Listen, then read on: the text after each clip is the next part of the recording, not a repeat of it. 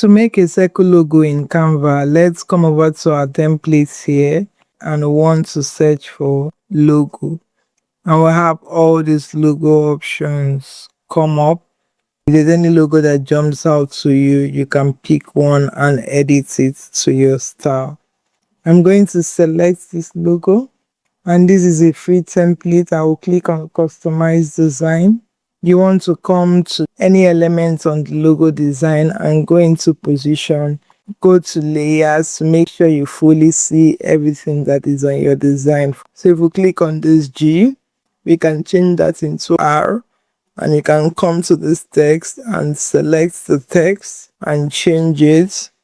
And I'll click on this text and I'll also change the text. You can see how my logo has formed beautifully.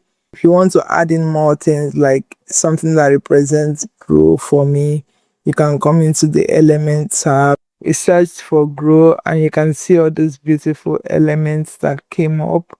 Something to note here is that once you use an element here that is not text and shape, you can't copyright this logo because you're using somebody's intellectual property.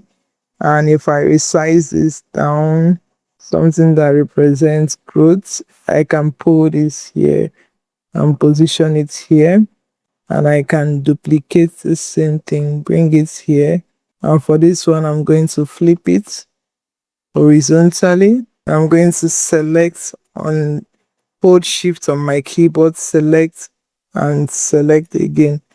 I would go into position and to arrange. Everything is aligned perfectly on the bottom. I'm going to click out and I want to select on this and select on this. I'm going to deselect this circle and I have this, so I will group them and I'll go back into position and position it to the center.